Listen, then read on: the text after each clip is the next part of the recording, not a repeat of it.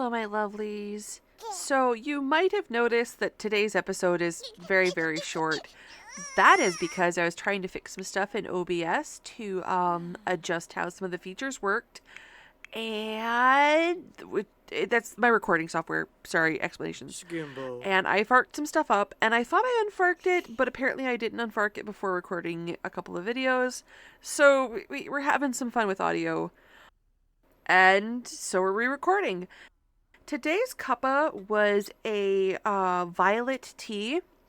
At least in North America, violets are edible. And I like to, when I can find them, dry them and brew the flowers as tea. It comes out this really, really pretty pale blue with just hints of green.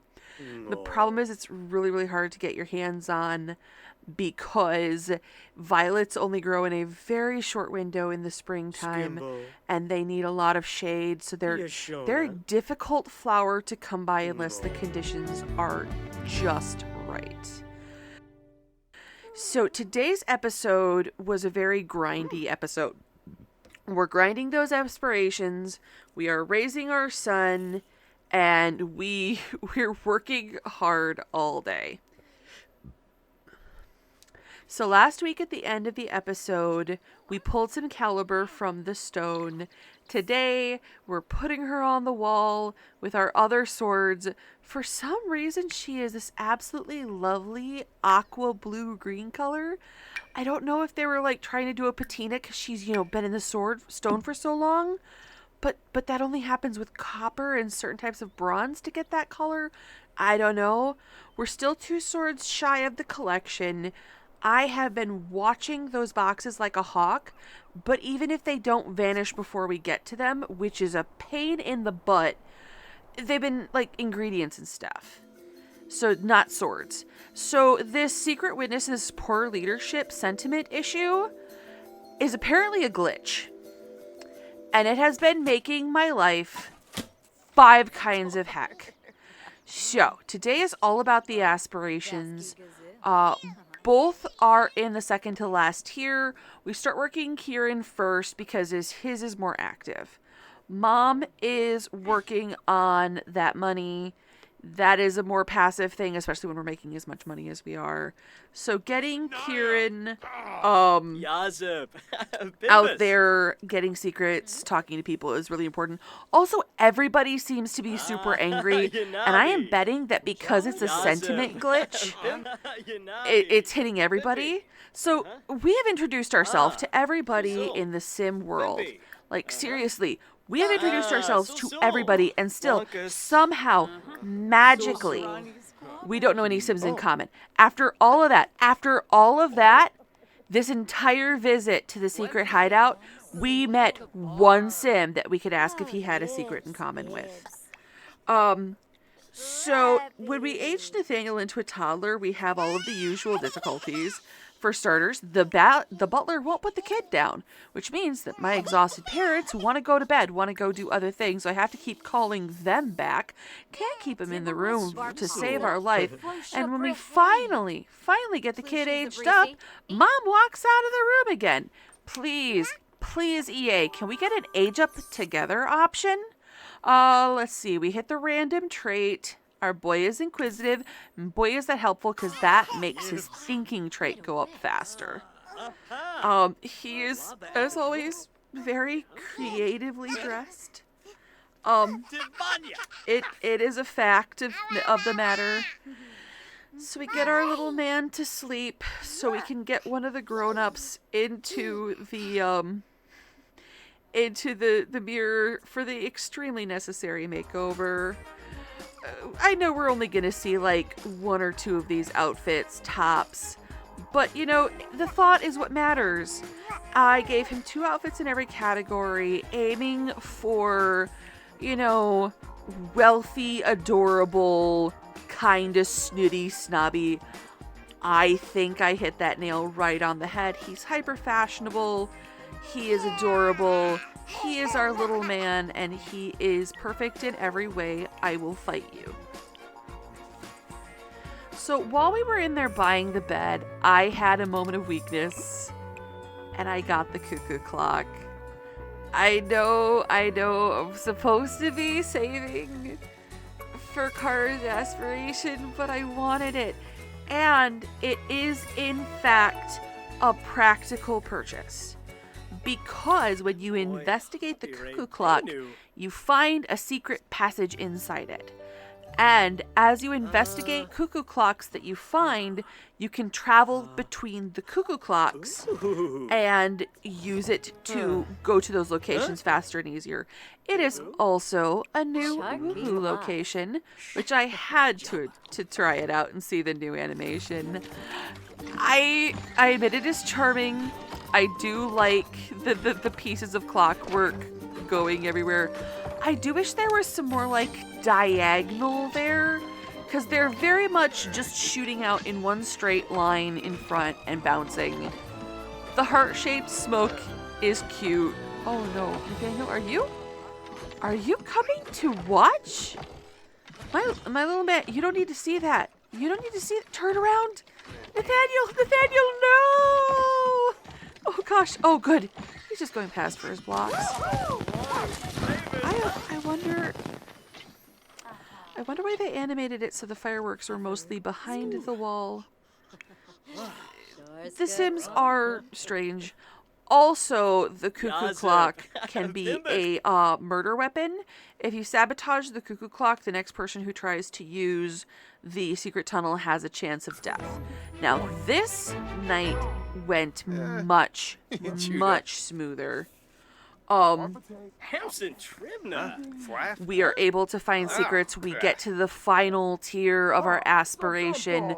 And because the final tier calls for us to sell 10 secrets to the information broker, we spend a lot of time here finding a lot of secrets.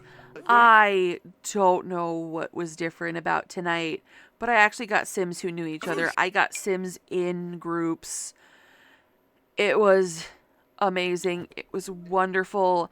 And then we were able to travel home via the cuckoo clock, which was great. Afterwards, we finally have a computer. We did that upgrade last time, and we just went through and sold all of those secrets all in one big go. And after that, during the day, I have Kieran writing books to earn money. Now, this last tier has us doing some stuff that is nigh on impossible. You have to find and befriend the information broker, and you have to choose whether or not you're going to blackmail the robber, which most of the time you need a local for, and you need that local to have the correct dialogue options spawn. It is heckin' broken. I am very cranky about it.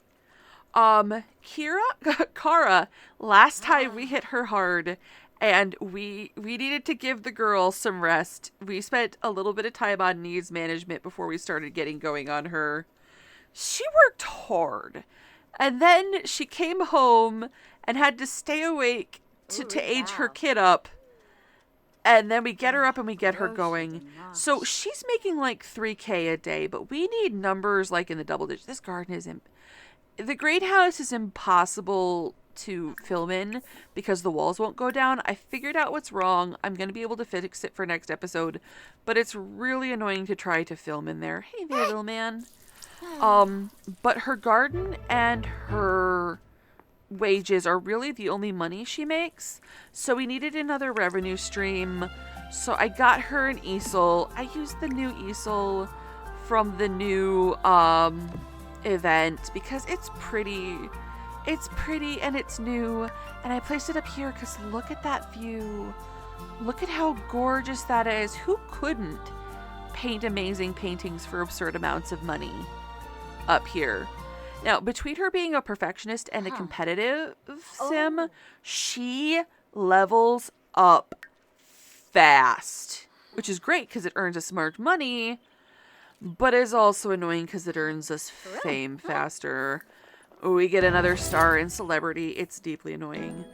I have no idea why, but she kept autonomously going to the woodworking table even though painting is way, way, way, way, way, way more lucrative.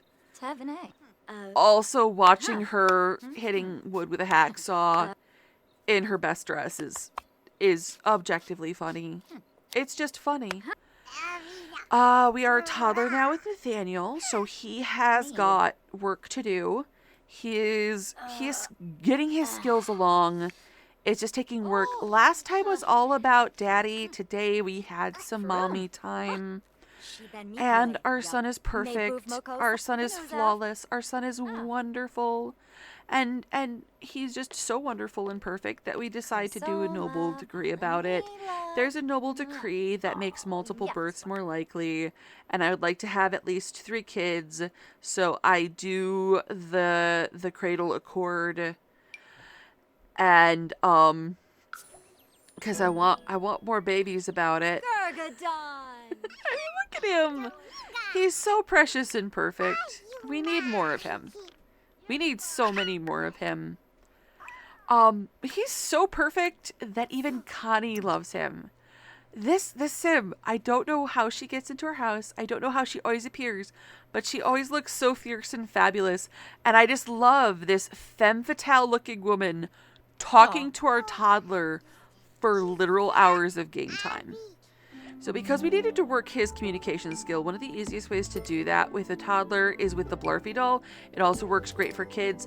And I kid you not, I spent a full 5 minutes going through. I pull out every Blurfy in the game, even the OG, look at him there. And I go through them one by one, do a pros and cons before deciding on the final Blurfy, who will be our Blurfy for our baby boy. And also, let's just take a moment to appreciate the Blurfiness of it all. Look at all of them. There are so many. In the end, we go with the dragon. It matches the aesthetic. It matches the theme of the pack. All of our stuff is done in green. I mean, I can't not. And he is immediately a dear and beloved companion for our baby boy. But then the game punches us in the face. We are all ready to have another baby, to get pregnant, hopefully have twins, and then I got kidnapped by aliens, so we can't get pregnant again until I find out if I'm having an alien baby. So we're painting for the money, we're doing our thing. And that is pretty much where we ended the episode. Next episode will start in a freshly remodeled palace because we hit our last goal in the aspiration. We also got her to the final tier and we hit our last goal. So she just needs to earn money. We have done the whole have X number of simoleons in reserve thing, and that's all settled. So we did a big renovation after this. Next episode will start. It is Nathaniel and Kara's birthday both. So she'll be aging up into an adult. He'll be aging up into a child. And then we'll give it a couple days and find out if we can have kids. Or if we have to have an alien baby. And that's where we stand. Have a happy time zone wherever in the world you are. And I'll see you next time.